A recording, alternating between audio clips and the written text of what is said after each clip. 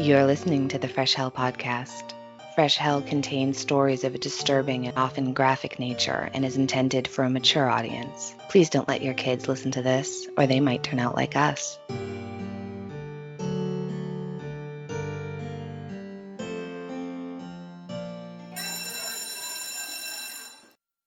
Hello everyone, let me tell you about the Apple for the Teacher podcast.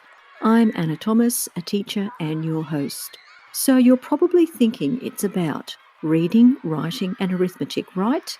Well, think again. It's a fresh take on true crime, where you wouldn't expect to find true crime. In schools, yes, schools. I will share with you the tragic and shocking stories I have uncovered in my own profession. You will hear stories about murder, abduction, school bus hijack, student disappearance, suicide, kidnap and ransom, school camp tragedy, the list goes on. So if you're looking for something a little different in the true crime genre, then Apple for the Teacher is for you. So join me as I present the bad apples. But until then, remember to be a good apple.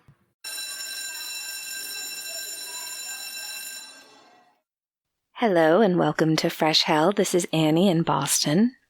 And I'm Johanna in Vienna, Austria. And you just heard the promo of Apple for the Teacher, a true crime podcast that focuses on crimes connected to schools and the educational system. So please go and check it out. That does sound interesting, I will. So, Hellions, we know you were expecting part 2 of Johanna's episode on Jack Unterweger, and we will be doing that, don't worry. But some of you may not know that Johanna's lovely father passed away suddenly recently, and so this week I'm going to tell you a story. And we're going to finish Unterweger next week or the week after that. We'll get to it, we promise. We know you all understand. And I'm really looking forward to telling you all about this case today because this is an episode that I've wanted to cover from the beginning. And sometimes things work out as they're supposed to, don't they? I waited because I had planned to do it a few months ago. Well, I guess more than a few. The 20th anniversary of this disappearance was Valentine's Day of 2020. But I put it off because coronavirus stuff was ramping up and quarantine was starting and people were getting more and more afraid. Yeah, so we put it off. Yeah, we put a lot off with quarantine and tried to cover topics that were interesting, but, a little bit less stressful. Yeah. Has this been a stressful year, Johanna? Pandemics, economic depression, murder hornets, our parents dying. 2020 has really it's just the year everyone decided they do actually prefer the front row of the roller coaster. I can't believe theme parks are opening. Anyway, yeah, I put this case off because it's such a terribly sad story, and I knew our friends with kids were feeling extra protective and worried, so I decided to wait until things had eased up a little bit in regard to the quarantine before covering our first deep dive into a missing child case. I'm glad that I ended up doing that because some of this information in the case is new and wasn't released until after the 20th anniversary. And actually, one of our Fresh Hellions, Laurel, she just posted about the case in the Facebook group. And I was like, yeah, you're going to be hearing this one soon, actually. So here we are. And I think this is our first big missing child case. Is that right? Yeah, we did cover the Ben Needham story. Yes. The British toddler who went missing in Greece in 1991. It was part of our International Tales episode. Yeah, we need to do another one of those. I really liked that one. Yeah, this is one of the cases that I just constantly think of, wondering what happened, because there are aspects of this case that they'll keep you up at night, making you wonder. And it's the sort of mystery that I believe is solvable. I think someone out there knows exactly what happened to this little girl who vanished 20 years ago. Today, we're going to talk about the disappearance of Asha Degree. So I'm not familiar with the case, I just really know the name. That's all I know about it. Well, that's why I wanted to tell you about it, because there are some really interesting details in this case that you just wonder what happened and why. So I'm really looking forward to hearing about it. All right, well, let's get into it then. My main sources for this case are the FBI website, the Charlie Project website, lots and lots and lots of articles in the Shelby Star and the Charlotte Observer, a 2013 article in Jet Magazine that interviewed Asha's mother. I believe her name is Iquilla, but I've also heard it as Aquila. And so Aquilla, I'm very sorry if I mispronounce your name. And actually, Reddit was super helpful once again, especially write-ups by two members of Reddit, Quirky Motor and J Tigertail. I've only just started to find out about Reddit, but you'll be reading through all of these articles, and, one article says this happened, and the other article has slightly different stuff, and then every so often you come across one of these write-ups on Reddit, and they've already gone through everything, and you're reading through, and you're like, yes, that's correct. Is this a trusted source? It's very exciting. So big thanks to them. I will post links to all of that in our Facebook album for the case as usual. Sounds good. Are there any warnings for our listeners? Well, we're going to be talking about a missing child and speculating about what may have happened to her. So, if that's not fun for anybody, but there we go. Harold and Jaquilla Degree were married on Valentine's Day in 1988. A year later, they welcomed their son, O'Brien, and a year after that, their daughter Asha was born. She was born in August of 1990. And I had made a note in my case notes, that just said Irish twins, because my mom's side of the family are all Irish, and it's a term I've heard and used, and it means two kids that are born a year or less apart. And I always assumed it was a joke about Catholics not believing in birth control, right? So you just always had these huge families. But I looked it up, and I'm glad I did, because apparently it's an old derogatory slang meant to imply that the Irish are irresponsible and have too many kids that they can't feed, which is super fucked and probably a story for another episode, the famine. But I never would have thought that it was a cruel famine-related term. So if you've ever heard me say that and thought I was making fun, I'm really sorry. I'm going to make an effort not to say that anymore. And it makes sense because all Catholics are the same, right? The Catholic Church prohibits birth control even in marriage. So lots of big families, but they aren't called Brazilian twins or Italian twins. So I don't know. I should have realized, but also now I've got Monty Python in my head. In any case, O'Brien and Asha were a year apart, and they were very close. So I have a friend whose kids are exactly 1 year apart, born on the same day. I always found that super fascinating. I don't know how that happens. I think it's super cool. It is. My sister and I, so we're 2 years apart on the same day, but we're both adopted. But then I met my biological mother and siblings a little while back, and I have two siblings who are also identical date of birth, but some years apart on the same day. And then I found out my biological mother and her husband and Paul and I have the same wedding anniversary. There's more, but there's a lot of weird stuff like that in my life. But yeah, it's nice sharing a birthday with my sister now, though. Less fun as little kids. Although my parents would just have one huge party. Yeah, it would be one enormous party back in the day when you had to invite, the whole class to your birthday party. So it's a good thing they always had a big backyard. All right, so the Degree family, they lived in Shelby, North Carolina, which is a nice, small, rural town. It's about 45 miles or 72.4 kilometers west of Charlotte, North Carolina, which is a much larger city. I used to get stuck in Charlotte sometimes when I'd fly to and from college, so Jacksonville to Providence or Boston, and I have vague memories of Charlotte being a huge airport. But when your home airport is like Boston Logan or TF Green, everything seems kind of huge. Don't get me started on Miami, Amsterdam, and Atlanta. Those are, well, I'm talking to someone who knows all about the big airports. Some of them it's ridiculous. Yeah, they are huge.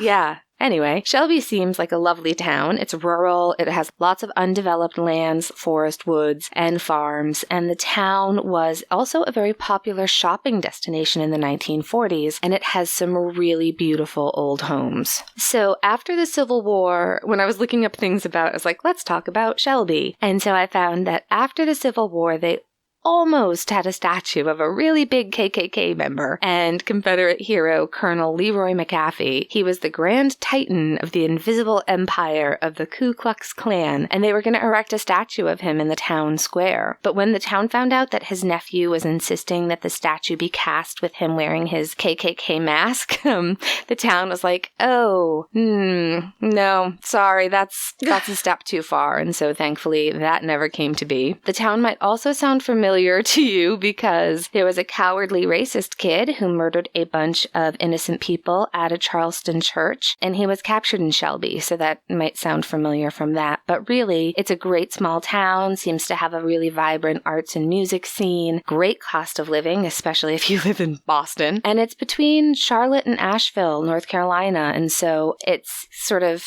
right in between two popular tourist destinations, and it's a very popular wedding location, maybe on account of all the really beautiful old homes. And so this is the area where Harold and Aquilla were raising their children. They lived in a small neighborhood, and Harold's sister, her husband, and their kids lived just across the road, and his mother lived with them. So the kids had family close by, which is always helpful if you've got, kids or dogs. Yeah. So helpful. One of the many reasons why we wanted to move closer to my mom. Yeah, I totally get it, especially with the puppy right now. Oh my God. All right. So in 2000, O'Brien was 10 and Asha was 9, and they were latchkey kids like my sister and I were at that age. So many of us were. If our international listeners aren't familiar with that term, it used to be super common to let yourself in after school and just watch your younger siblings until a parent came home. So in our case, it was pretty easy because we lived a block from school and I was the oldest kid on the cul-de-sac we lived on. So I'd wait for all the kids after school and then walk everyone home and then hang out with my little sister until my mom got home from work a couple hours later. She worked as a teacher. So yeah, it was super normal back then. Mostly we'd fight over the good chair and watch after school cartoons while we did our homework. And we'd wear our keys on our chains around our necks, under our clothes, to protect us from any would-be predators. That's how it worked. Yeah, and Asha kept her key in her backpack.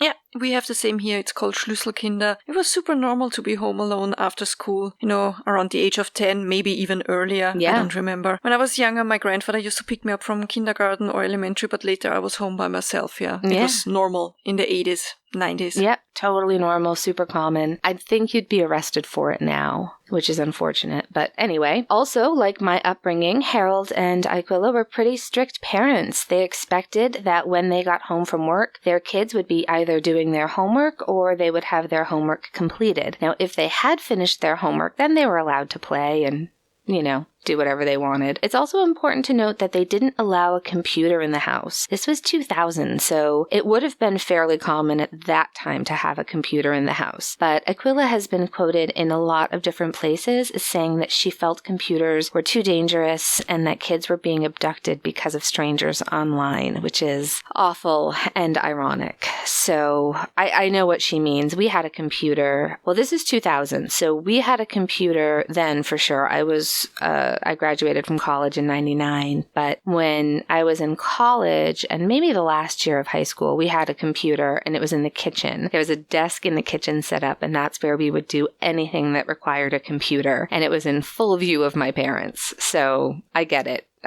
I came from a very similar background. I wasn't allowed to watch MTV. I wasn't allowed to watch The Simpsons. But although her parents were strict, I would say that I believe, and the general consensus of everyone really having to do with this case, is that the Degrees are really great parents with reasonable expectations of their children. Both kids played basketball, and they also played on the same softball team. Asha was shy, but she had plenty of friends. She loved math and science and was an excellent student, and the kids attended the local church and Sunday school with their parents. Asha was afraid of the dark and of dogs, and she was in the 4th grade and on the honor roll at Falston Elementary School. Now, their school is located on Falston Road, which is also known as State Route 18. It's about 5 miles north of her home. The Degrees live in a little neighborhood off Route 18, so if you can imagine, there's like a 2-lane rural highway running north-south through North Carolina, and there would be a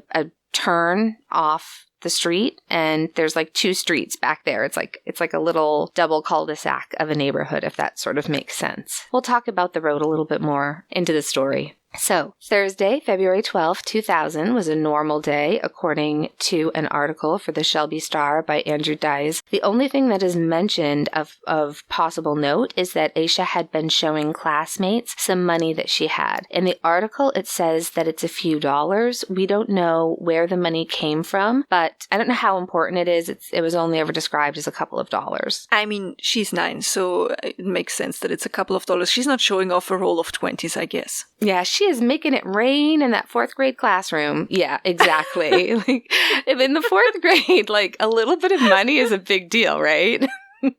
Like, those are the days when you'd collect all of your change and go to the penny candy store, to Cumbies, which is Cumberland Farms. It's a convenience store here. And, you'd get your $2 of change would get you a Coke, a candy bar, and a bag of Lay's sour cream and onion potato chips. And what else would you ever really need? I mean, come on. So the other thing that is worth mentioning is that she was reading an award-winning book called The Whipping Boy by Sid Fleischman. The basic synopsis, I've never read it, the basic synopsis of the book, and I got most of this from Wikipedia, is there's a prince who's such an absolute shit that he is known as Prince Brat, and his parents, the king and queen, find a poor orphan and bring him into the castle to become the prince's best friend. And he will also take all the punishment meant for the prince, because of course you can't whip a future king, divine right, and all that jazz. Whipping boys here in the United States, however, were slaves who would take the punishment for the children of plantation owners. So growing up in North Carolina, I'm not actually sure if they'd be taught that. But this book is more early royal Europe. Long story short, the prince and the whipping boy run away, shenanigans ensue, there's a dancing bear, it has a happy ending. I don't think I ever read it. If I did, I've forgotten it, but the book is part of a theory that we'll touch into a little bit later on.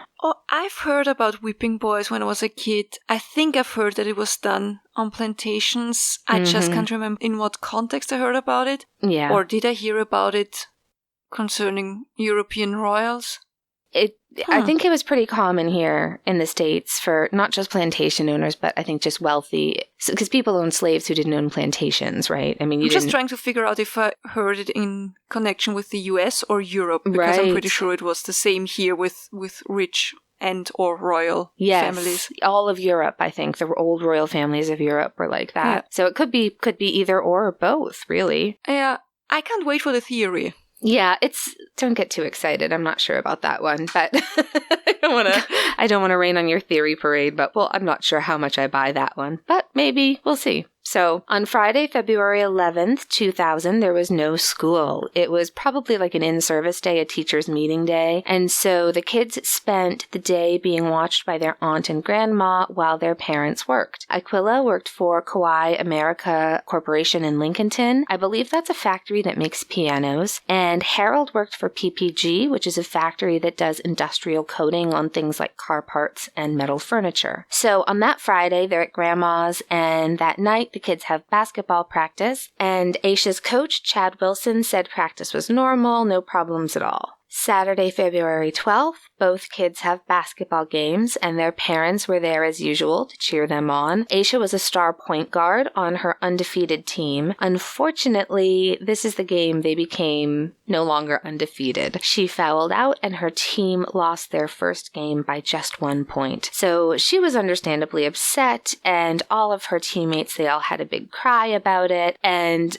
a lot of the reports say they were crying and like limping around pretending to be injured, like they were all faking different injuries. They're 9-year-old girls, right? But it seems like Aquila had a little word with her and was like, listen, it's just a game, quit the dramatics, which again reminds me of my family. And sure enough, Asha snapped out of it and she cheered her brother on for his game, which was on after hers. So it seems like normal childhood sporting goods stuff. I wasn't into sports. I'm just going to assume that's all normal. After the game, the family went home, and then Asha went across the street for a sleepover with about a dozen of her cousins. They stayed up all night watching Showtime at the Apollo and talking, which sounds amazing. And Asha had a great time and was home and exhausted the next day, which was Sunday, February 13th. So, on that Sunday, Asha and her family went to church, and then they went for lunch at her aunt's. Her grandmother gives her some Valentine's Day candy, and I read somewhere that she got some perfume. Again, not too important, but that's the timeline so far for that Sunday. Later that afternoon, around 3 or 4 p.m., Harold leaves for work. It seems like Asha had conked out on the couch after not sleeping very much the night before at the slumber party, and around 8 p.m., she is woken by a really bad storm. So the kids are about to get ready for their bath before bed, and there is a terrible car accident, which ends up knocking out their power. So they head to bed knowing that they're going to have to get up a little earlier in the morning to have a bath before school. So there's some debate over a lot of the details of this case, and I just want you all to know that I'm going to just tell you what my best understanding of things is. It's mostly having to do with lots of little details that I don't think are very important, but you can check out the source list and go down all the rabbit holes you want and let me know your thoughts, please. So one thing that people find odd is the whole taking a bath before bed rather than in the morning, but I am absolutely team shower or bath before bed because hot water makes me sleepy, and as you cool down after, it helps trick your brain into falling asleep faster because your body starts to cool naturally when you fall asleep. So if you have a hard time sleeping, a nice hot bath or shower with some lavender spritzed on the duvet might help. Yeah, I'm team bath or shower before bed too. I love the fresh feeling, and it's best combined with fresh linens. Oh, it is the best. Paul loves a shower in the morning to wake him up, but if he's done anything, to get grubby during the day, he showers again before bed.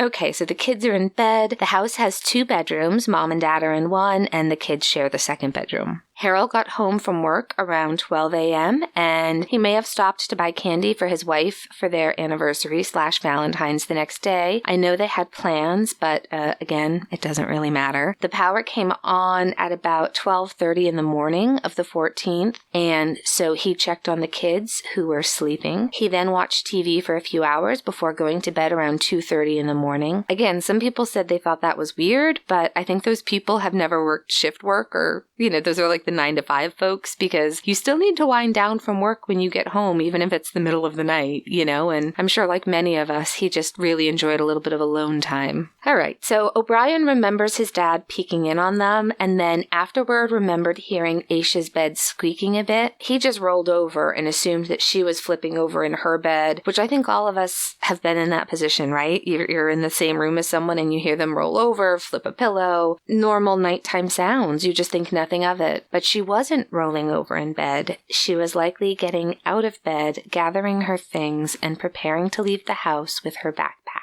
And this is probably a good time to take a quick break for a word from our sponsor, PetFlow. They are a pet supply company that's proud of their good deeds. That's because they donate thousands of pounds of pet food to shelters around the country, a bowl of food for every order they ship.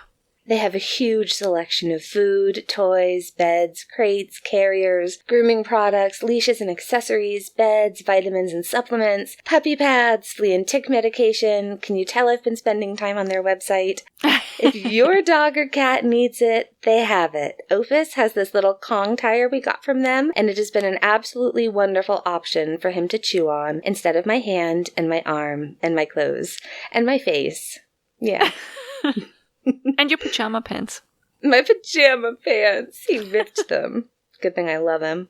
So orders of $49 and up always ship free, and you can set those really heavy, hard-to-manage bags of food or litter on an auto ship. So it's one less thing to have to remember to take care of. And you can leave the heavy lifting to the professionals.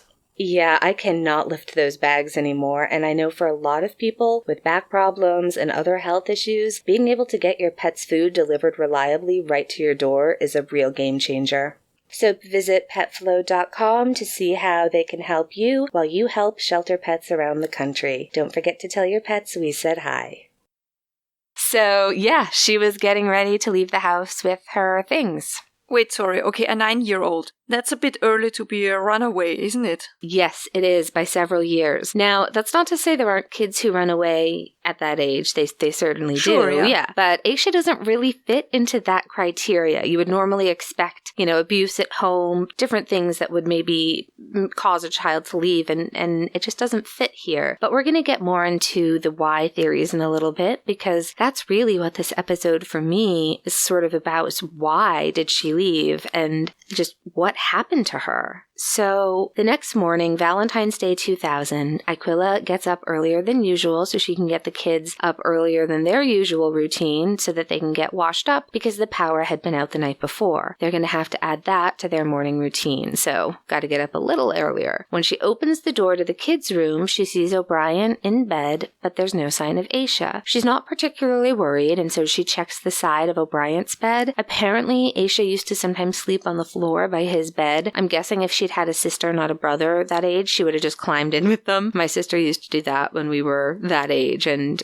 she'd had a bad dream. That's so sweet. Yeah, it's one of the things that siblings are good for when you're that age. Yeah, there was no sign of Asha there, so she checked the bathroom, no Asha, and now she's starting to worry more. So she wakes up Harold, and they search the house, they look in the closets, they check the cars, they run across the street and check with Harold's sister and mother, but there's no sign of Asha anywhere. And so Aquilla calls her mother, who tells her to hang up and call 911. So Harold calls 911, and you can hear Aquilla sobbing in the background, and then Aquilla just got out in the neighborhood and started screaming Asha's name and just banging on every single neighbor's door, just praying that there was going to be some simple explanation and they would find her safe soon. So I'm not a parent, but I can imagine that's just really every parent's worst nightmare. I know. I have a hard time with this case. So, not gonna lie, that's also part of the reason I kept putting it off. All right, so Aquila's out there being a mom, and the neighbors are waking up, probably at first wondering, who the hell is making all that racket before 7 a.m. But when they find out what's going on, when they realize that Asha's missing, they join the search. The police were there within minutes, really fast response time, and thank God they took the situation very seriously and immediately started a search. They had bloodhounds, police tracking dogs were on the site within an hour, but the weather the night before made it impossible for the dogs to really catch a scent. Because you remember I said that she had fallen asleep and woken up because there was a storm. Well, it was a really bad storm. It was in the 40s Fahrenheit, around 7 Celsius, and it was pouring rain on and off and windy with really strong wind gusts, like 20-mile-an-hour wind gusts. And those wind gusts are probably what kept the dogs from being able to stay on her scent. So, okay, the weather is awful. It seems incredible that a child that young would leave the safety of its home and just go out in a weather like this during the night. I know. And she had no coat on. It was a nasty enough night that, as grown women, you and I would hate having to go out and walk our dogs, right? It's the kind of weather where we'd text each other saying, oh gosh, I don't want to have to do this. And this little 9-year-old girl is out with no coat.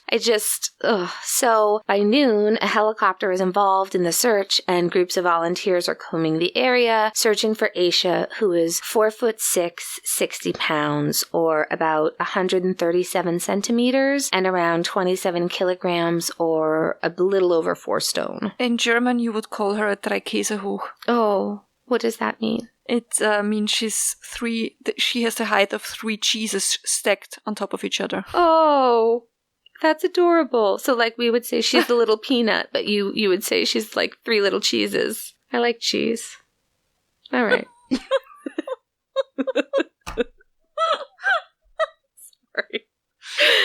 Sorry. No, it's okay. I think we're both so overtired at this point. All right.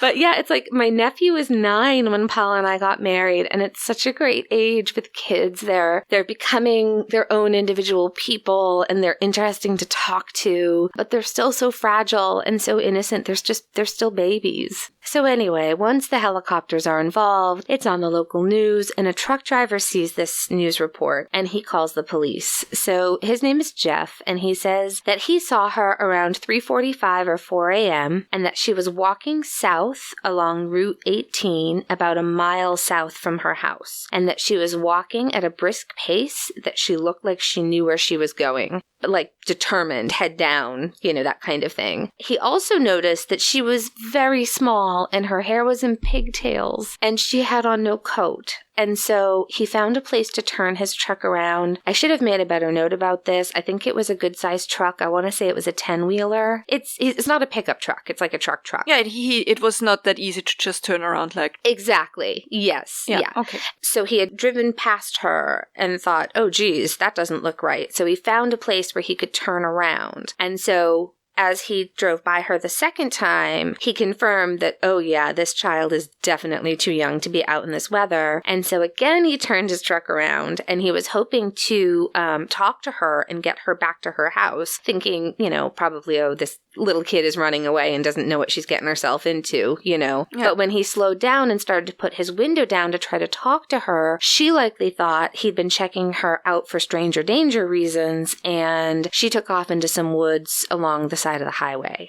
Understandably. Yes. Yeah, definitely. The thing that bothers me is that they didn't call the police in, the next chance they got, but Okay. So then a second truck driver comes forward, and he also reports seeing her around 4:15 a.m., a little further south than the first sighting. He thought that she was a small woman and figured it was just a domestic dispute and he didn't want to get involved. But he did get on the truck's CB radio to alert anyone listening to be on the lookout for a young woman in white walking along the highway because he was worried that she could get hit by a car. And this is kind of interesting because I just thought it was, I don't know. There's been a lot of interesting research into how people see Black children as being older than they are. It's really problematic in things like juvenile delinquent behavior. So, like, say two boys, one Black and the other white, both 12 years old. Say they both light some firecrackers and accidentally burn down a shed or something. The white kid is much more likely to get a slap on the wrist because he's a kid, and the Black kid is much more likely to be perceived as old enough to have known better. I'm going to find some actual sources on this topic and link to them if you want more information, because it's fascinating, and it's something that I think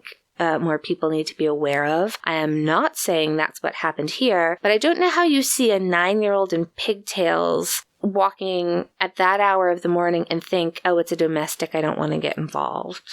I struggle with that one. I don't know how you don't immediately call the police. I mean, it was before everyone had cell phones. Yeah. 2000. Yeah. It was dark. It was shitty weather. She was walking, you said, briskly with her head down. Yeah. I don't know how well you could spot her. The first truck driver had to turn around like 2 times to drive past her to confirm that it was her. I don't know how well you could spot her. I'm not trying to make excuses, just trying to find explanations of why you see a child alone in the middle of the night. Yeah, you know? Could totally be the kind of thing where, like, you're driving along and it's like, wait, did we just see? Nah. You know, I feel like that happens a lot too. Yeah. And then you think, what would a child do out in the middle of the night at that time? Exactly. Must be a grown-up. It's just so hard. I just can't imagine seeing a kid that age and not trying to stop. But anyway, that's what the first truck driver had done, and that didn't work out. So, you know, hindsight is 20/20. The police do believe that both of these sightings are credible, and I believe both truck drivers took polygraphs. I'm 99% sure the one who tried to talk to her did. Not sure about the other one, but they are both credible sightings, and I think they've both been cleared. In the meantime, the police have ruled out Asha's parents as having anything at all to do with their daughter's disappearance. The FBI, the State Investigation Bureau, nobody believes that they had anything to do with it. And so I think we can say with 99.999% certainty that her parents are in no way responsible for what happened. She wasn't fleeing an abusive home life. Every scrap of evidence shows that Asha left on her own. And her parents then did an inventory of her things, trying to work out what she had taken with her when she left. And according to the Charlie Project,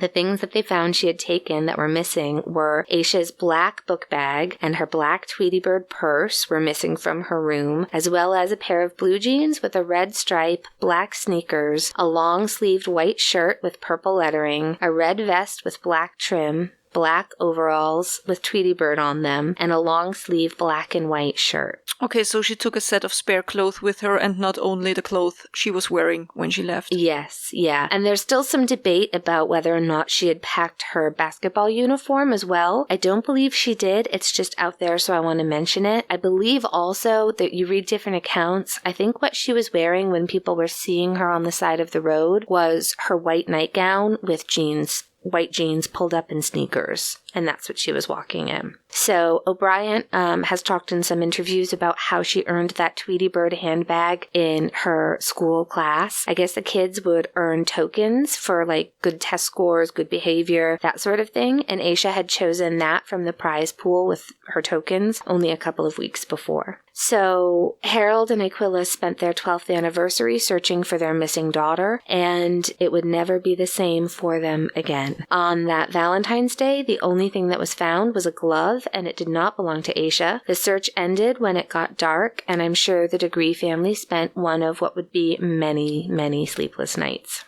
On the next day, February 15th, there were more search parties put together in the area, and people had been asked to search their property, right? That happens all the time. If someone's missing, they'll say, check your sheds, check your garages, just please look in your property. The owners of an upholstery shop had found some items in a shed on their property. It was located about 300 feet off the road, so pretty close. I think that's about 100 meters. They are about about a mile south of Asha's house, so roughly in the area where Asha had run off the road into the, I feel like woods is the wrong word, but you know what I mean. Like a little bit of woods before you would get to this shed area, if that. Yeah, like a little wooded area. Yeah, like a wooded part of a lot of someone's, property. Yeah. I just don't want people to imagine that, like, she went off the woods and into a 40-acre forest. You know what I mean? No Blair Witch Project situation. Yeah. So one of the things that they found was a wallet-sized photograph of a young black girl who is not Asha, which seemed odd, but also unrelated to them. They also found some candy wrappers, a green marker, a hair bow, and a pencil from the 1996 Olympics in Atlanta. But they thought that they were too far from where Asha went missing for it to matter. So I think they might have handed the photo in and then left everything else on their porch for a few days. A few days later, some volunteers find more candy wrappers near their home by the highway and ask the owners if they'd found anything interesting on their property. And now all of a sudden these people are like, oh, maybe it is all related. And they hand over what they'd found in their shed to the police. All the items were Asha's. So the candy was either given to her by her grandmother for Valentine's Day, or there are also reports that the basketball team had gotten little goodie bags, and that kind of candy, whatever the candy was in those goodie bags. It doesn't really matter. What matters is they recognize the fact that it was a candy that Asha had in her purse. So they knew that was linked. They also recognized the hair bow as belonging to her and the pencil she had bought during a family reunion in Atlanta.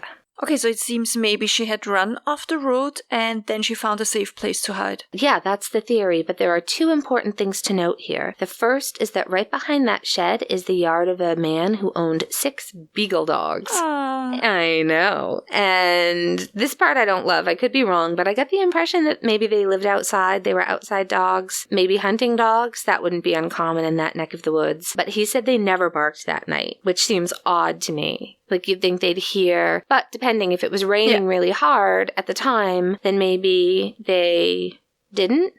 It's hard to know. The other interesting thing is that we still don't know who the wallet-sized photo of the little girl is. It's a little bit disturbing, to be honest. Yeah, I know, and it gets worse. Okay, sorry about the frog in my throat today, everyone. My house has a catalpa tree on either side of the property, and I'm so allergic to that tree, and it's blooming right now. So, all right, according to the FBI, on August 3rd, 2001, so a year and a half later, and 2 days before Asha's 10th birthday, and this is according to the FBI, quote, some 30 miles north of the last sighting, construction workers digging an access road for a new home in neighboring Burke County found a book bag that belonged to Asha. Just after the 20th anniversary, so this is why I was glad I ended up waiting, they made a press release stating 2 items had been found in the bag. One they describe as a concert t-shirt featuring the boy band New Kids on the Block, hashtag Joey Forever, and a children's book called McElligot's Pool, which was by Dr. Seuss, who is from Springfield, Massachusetts, where my parents are from. Pretty sure those are all true facts. All right, so the reason this is important is the shirt and the book, neither of those belonged to Asha. The book does seem to have been taken out of the library at Asha's school, Falston Elementary, and investigators released images of the shirt and book in 2018, hoping to jog the memory of people who may have had some helpful information. Now, the thing to understand about the discovery of this backpack is, if I understand correctly, it's hard to find out whether it was buried in debris, like it had been thrown there and then over a year, for the year and a half, leaves and whatnot, debris covered it. Yeah. Or had it been buried, like someone had dug a hole to hide it forever. And I think the second might be more likely because they didn't just find the backpack. It was a trash bag, black, one of those heavy black trash bags. And so they opened the first trash bag. These people are brave. Like, if I found a black trash bag in the woods, I'm not opening that trash bag. But they did. And inside the first trash bag was another black trash bag. And inside the second black trash bag is where her backpack was. So it seems very deliberate to me. Did I tell you that we found a huge trash bag in the woods here, in the fields, like 2 months ago? No. Full of meat? No. Yeah, it was huge, and it was like torn a little bit, and you couldn't see some meat coming outside. And I told my mom, I'm not going near that. I'm not opening that. I'm not crazy. We're gonna call somebody. It was just some I don't know, I think pork or something. Somebody disposed of it. But yeah, I thought that's how it's gonna start. I always worry that I'm gonna find a body I know. when I'm walking the dogs. Especially with a beagle. I feel like your odds are very high. Yeah. Oh. Ooh. Yeah. That's weird. All right. So, as for the New Kids on the Block t-shirt, the consensus on Reddit, thanks Reddit, seems to be that it's not a concert t-shirt, but it was a nightgown that was sold at a whole bunch of different retail stores, and so not anything remotely unique. We have photographs of everything that we'll share with you, of course, but I just mean that it wasn't a concert tour t-shirt. Like, that might have been actually useful to narrow down who it might have belonged to, but it wasn't. It was just a nightgown that probably thousands of people had. There's also a billboard near where she ran off the road into the woods with her photo and her information and her age progressed photographs, and that's it. Yeah, that's pretty much all the information that we have. Nothing else of Asha's has ever been found, including Asha herself. Over the past 20 years, there have been age progressions done, and we'll share those, and in the most recent, they have her wearing a purple shirt, which is her mother's favorite color. Dustin George, he's a staff writer for the Shelby Star, and he writes in a February 14th, 2020 article, quote, Cleveland County Sheriff Alan Norman said finding Asha and bringing her home would be a highlight of his career. Norman was a day shift supervisor for the Sheriff's Department when Degree was first reported missing. It's hard to believe Asha has been missing 20 years ago today. She's many things to Cleveland County. She's Cleveland County's sweetheart. Not only that, she's a granddaughter, a daughter, a sister, and now an aunt, said Norman. There are many things that happened the night she disappeared that we do not know, and we are still looking for answers. We believe someone in our community has those answers and the information that we are looking for to bring her home. If you know what happened to Asha, I'm pleading with you today to please come forward. 20 years is too long to live with this burden. It's time for the truth to be revealed, and it's time for Asha's family to have the answers they deserve. End quote. And it is true that the police have not given up. So the FBI announced that they were looking for information based on statements that Asha may have gotten into a dark green car, either an early 70s Lincoln Mark IV or a Ford Thunderbird with rust around the wheel wells. Again, we'll post photos of both of those cars. And according to Cleveland County Sheriff, our friend Alan Norman, quote, this vehicle is right now considered a vehicle of interest, and it was occupied 2 times on the day of her disappearance. It had been discovered by legwork with the sheriff's office investigators along with the federal government, end quote. So that's where we are, and now it's time to talk about some of the theories. And a lot of them are sort of just about why she left the house to begin with. Yeah, please. Can't wait for what people think happened. Okay. Number 1 is sleepwalking. Is it possible that Asha was sleepwalking? I don't know. I think it's a little bit doubtful. Not that something like this couldn't happen, but she didn't have any history of it. So if she was sleepwalking, it would have been her first and most catastrophic episode of sleepwalking. And I don't know, there's also some doubt about the bag that she had packed in advance. Was it really packed in advance, or was it maybe still full of things that she had also packed for the sleepover at her aunt's house the night before, right? Because if she's like me, I'm not unpacking that thing until I have to get everything out and put my school shit back in, right? Like, I'm a terrible unpacker. So I think people make a big deal about what was or wasn't in the backpack, but I think we just have to remember she was 9. Also, a lot of the folks who think that sleepwalking explains it, you'll read a lot of anecdotal stories about people who say, very especially say that they had sleepwalking episodes when they were kids, and that it seems very common that the sleepwalking made them, they basically dreamed that they were late for school. And so they got up still dreaming and started to try to make their way to school. And there's lots of reports of people doing this. The thing that's strange, where it doesn't really fit so much, is she was walking in the opposite direction of her school when she was seen by the motorists. So obviously she still could have been sleepwalking, just not about school. But I don't know. I just don't think it really fits. Yeah, I don't know. I don't know how well your senses work when you are or your orientation works when you're sleepwalking. So she could, as you said, she could be still thinking she was walking towards school. But the way of walking, if she was walking really briskly... That's a really good point. Yeah, I would imagine she'd be almost more robotic if she was sleepwalking. But I don't know. I've had friends who sleepwalk and sleep talk and things, but yeah, I don't know. It's possible. And wouldn't she have put on a coat if she was sleepwalking? If it's like the routine? I know, I don't maybe. know. I don't know. It's so weird for me that she didn't take a coat. Right? This is the thing. There's so many funny little aspects of this that are it just doesn't make sense. Like, they know they're pretty positive that she left on her own accord. So it's just, why?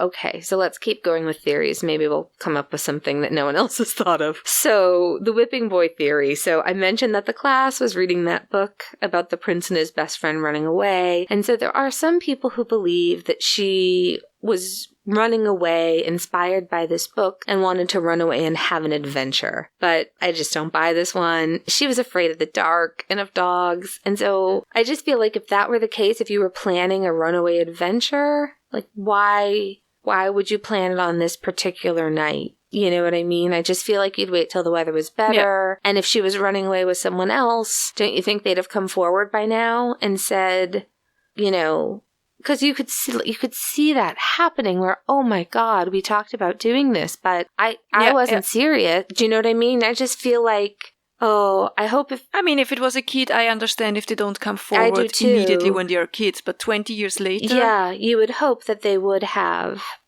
Yeah, right? The whole thing is sad. So, yeah, I don't really buy the book theory. The next theory is the something small happened theory. And this one is just basically that something small happened, but because Asha was a shy, people-pleasing 9-year-old, she was maybe worried it meant really big consequences when it didn't. So, was the basketball game they lost a factor? Did she fail a test or lose or break something? And then, on account of that, she ran away and then met with foul play or an accident. This one I would get a little bit more because I'm a people pleaser too. But Aisha's parents, the police, the basketball coach, the people at the church, basically everyone who knew her in the family, nobody could come up with any reason for her to be upset enough about anything to run away from home. It just... I can see that happen. Yes, I can too. Yeah. I can too. Kids sometimes make things so much bigger in their mind than what they really are. I still do that. So yeah, I get it. It's totally possible. So the next question, this is more of a, not really a theory, but like, who is the photo that they found in the shed of? How is it connected, if at all? So some people think maybe it was a sample photograph from those class picture packages that you'd order for your kids at school. Do you do those in Austria? Like every year there's... Yeah. So, oftentimes you would get your order form, so maybe it was just a sample photograph, but it went to the police, the picture was in the newspaper, and as far as I know, and as far as what I've been able to find, if anyone knows differently, please let me know. No one knows who this little girl is, which is alarming to me, and creepy. Very creepy. Yeah. There's a theory where it's like, did she have a pen pal? Did somebody set her up to think she had a pen pal somehow? And that photo was used. But the only thing that keeps me from thinking that would be plausible is, wouldn't her mother know if she had a pen pal? Unless she was collecting the mail because they were latchkey kids. But I don't feel like you would hide... I don't know. That sort of like ties into it's the pen pal theory. Was it used to lure her into a trap? So... maybe. I just wish we knew who this girl was. So then there's the serial killer theory. There were a couple of very violent offenders looked at. The most disturbing for me was a man responsible for the absolutely devastating 1990 rape and murder of 7-year-old Shalonda Senetha Poole. Her story is far too upsetting. I don't think I could cover it without crying. But Shalonda was a beautiful, sweet child who was murdered by a man whose name I'm not even going to mention. I'll link to the story, but basically he was a murderer and a pedophile pedophile who was not in prison between 1997 and 2014, so he would have been free and in the area potentially when Asha went missing. There was also a jailhouse confession, not going to mention that name either, because that seems like it was a scam trying to get like a reduced sentence, and that's disgusting in a case like this. But is it possible that she was taken by someone? And then you wonder, did the book and the nightgown that were found in her backpack maybe belong to a previous victim who had aged out of interest? Do you know what I mean? That's the worst theory. Or one of the worst. The next is, of course, that she was groomed. This is the one I think that I believe the most. I think there must have been someone she trusted who had given her a compelling reason to meet up for what to her seemed reasonable, but were ultimately nefarious purposes, right? She was a smart kid, maybe a little too sheltered and trusting. I know I maybe was. I just think someone, a kid on her team's dad, or a teacher, or someone in church, or someone in the neighborhood, just someone nobody would ever expect, was maybe grooming her for God knows. I mean, that one does make sense, but then again, I'm thinking, if you are grooming a 9-year-old child and you are saying, okay, let's meet up, would you tell her to meet up in the middle? I mean, that would be so risky. Yeah, risky. So you have this 9-year-old child walking along the road in the middle of the night. Yeah. And you're really taking a gamble. No one else sees her. Like, what if a police car had been driving by? Exactly. Yeah. So you would meet with the child somewhere more where it's not so suspicious. You know what I mean? I do. A mall or something. Yeah. I wonder, though, was it like just walk a mile down to this place and I'll pick you up, or that sort of thing. It's just, it's so hard. It's so hard to know. The last theory is someone saw her, whatever she was out for whatever reason, and grabbed her and is raising her as their own child. This is, of course, what her family wants to believe. That's my prayer every night, that God will get into their heart and let them just come forward, or somebody that know them come forward, because it's got to be a weight on them. We're hoping and we're praying that she's had a halfway decent life anyway, even though we didn't get to raise her. She was 9 years old and now she'll be 30 this year. So we missed everything. But I don't care if she walked in the door right now. I wouldn't care what I miss. All I want to do is see her. So, I think those are all the main theories at the moment. Do you have any other thoughts? Well, first of all, it's just a heartbreaking case. I can't believe I never really heard about it yet. That missing person cases are very intriguing to me. I know you. Thanks for telling me about it. I have absolutely no idea what happened. I'd say the grooming theory makes sense, but then again, it doesn't because of the way it went down. Mm-hmm. I think what makes most sense to me is that something small happened, she ran away, and unfortunately, she met some not good person before she could meet a good person to get her home. Yeah. Because I think that's the only way why she would leave the house on this specific night under these specific circumstances and not just wait for better weather or, I agree. It's the weather thing that I keep coming back to. Like, what could have happened that it had to be that night? Why wouldn't you just wait until the storm had passed? It's really hard. And I think you're right. I think that makes the most sense. And I hope it'll be solved one way or another, soon. I assume they are still looking for her? They are, and they are very vocal about trying to find her, which was why this was an easy case to choose early on. They do a walk every year to bring attention to her case. Law enforcement has stayed involved and still follows up leads. They don't always have the walk on Valentine's Day, though, anymore, because Aquila said it was making the holiday sad for people, and she didn't want to do that. But they do it around that time every year. At the time when she first went missing, they were on the Montel Williams show and on Oprah. And Aquilla did an interview with Jet Magazine, which is very good, and it's linked to in our sources. And they asked her, how do you keep up the search and keep Asha's name in the media? And Aquilla responded, quote, "The local media calls us when a child is found. They want me to comment on it. They want to know how it makes me feel that another mother's child was found, as if I would be mad. Why would I begrudge a mama who has lost her child and found her? I know the hell that she's been through." There's also a billboard 1.3 miles from my house around the area where she was last seen. We organize a walk every year. The police department come and block off the road. We do it because that's the way to keep her name out there, because the local media cover the walk. End quote.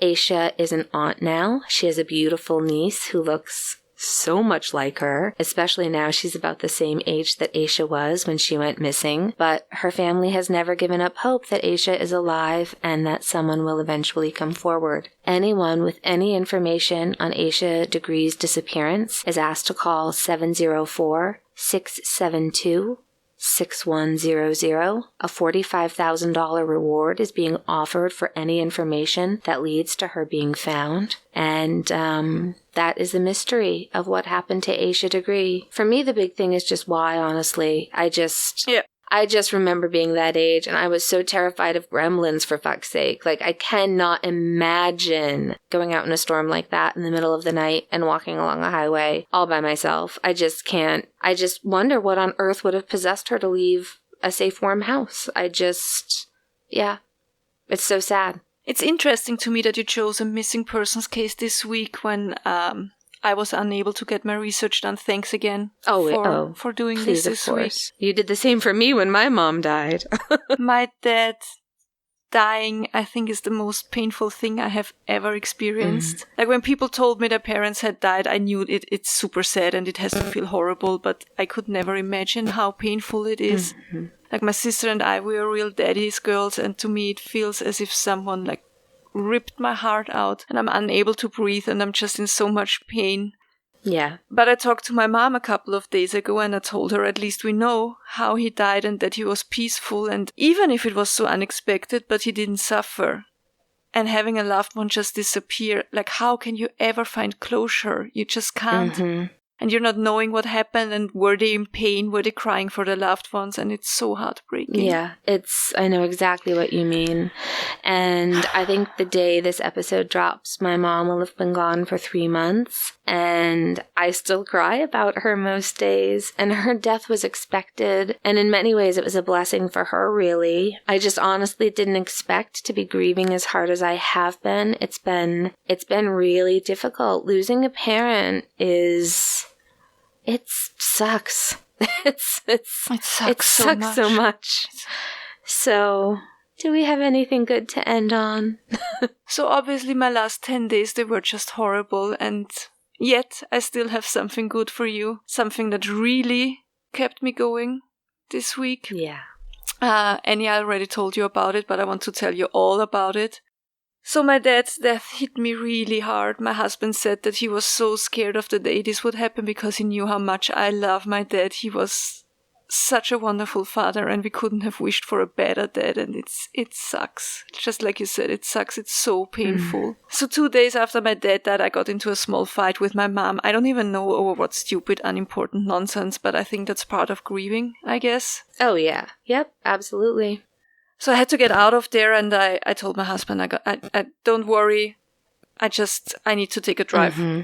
So I drove around in the car and I screamed at the top of my lungs, like, I don't know. And I was driving and I came to this beautiful spot in the vineyards, and there was an old stone cross, and right in front of it was a place where I could park the car. So I stopped and I started to plead and to beg for a sign by my dad to let me know that he's all right and that he got safely to the other side, because I was just so scared. So like, because he died so suddenly that nobody was there to pick him up. Yeah. Sorry. I think it's only sudden for us. I think the other side knows and is ready, because I'm sure of that. I'm sure of it. Yeah. I hope so. We don't know. Well, there's lots of stuff we don't know, but I think on the other side they know. I'm sure that his parents and my mom, that loads of people thrilled to see him. Positive.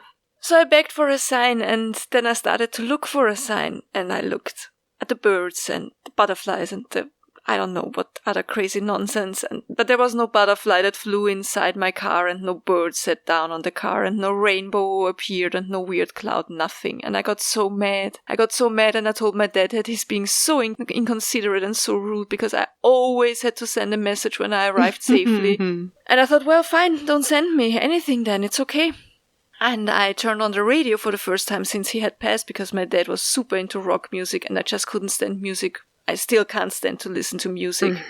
But I turned on the radio and there was the sign, a song by Guns N' Roses, and I have never heard it before, even though I think I know most of their songs. And it was Don't Cry. And if you're interested in what it says, you should definitely look up the lyrics. Yeah, I was so calm immediately, and I even chuckled a little bit, because of course my dad would never send me a bird or a butterfly. He would send me a rock song. And maybe some of you who lost a loved one experienced signs too, and I would honestly love to hear them, because they are such a comfort to me at the moment.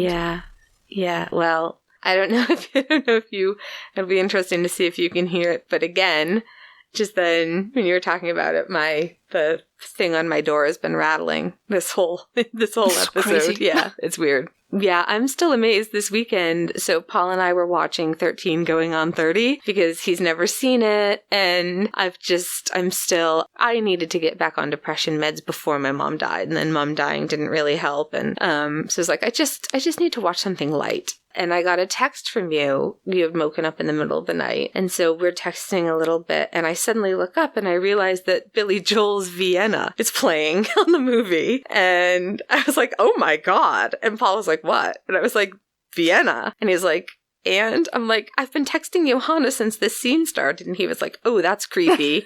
And then I made a little video of it and sent it to you because it was like, this is wild. I was like, hi, Dad. It's true. Yeah. No, I love it. My something good this week is going to be really simple and not going to make me cry. I'm reading the latest in the Mercy Thompson series by Patricia Briggs. She's like a fantasy writer. This particular one, she is a shapeshifter who turns into a coyote, and she's involved with the local werewolf pack and also the vampires, and there's like the Fae are involved, and she's an auto mechanic who solves crimes. It's great. It's very easy reading. I recommend everything she's done though. It's great. And with the puppy, I'm now so tired at bedtime that once he's settled in his crate, I'm sort of falling asleep on the floor next to him. Then I have to I'm like a seal on a rock trying to get back up onto the bed. So whilst I would not recommend a puppy as a cure for grief, turns out that it is not a good idea, but it will make you too tired to cry. So upside, big upside. Please come say hello on Instagram. You'll find all the ways to contact us on our website, www.freshhellpodcast.com. And you can join our close Facebook group. Just search Fresh Hell Murder and you will find it. Come say hello. And also, please, if you have just the tiniest moment, leave us a review on iTunes or tell a friend about us. We would really appreciate it. Please. We're desperate. Absolutely. Please tell your dogs, even the heathen puppies, and cats, and axolotls, and parakeets, and tortoises, and hairless guinea pigs, and we love all of your pets. Tell them we said hi. And if, like us, you are also going through hell right now, keep going. Tschüss. Bye.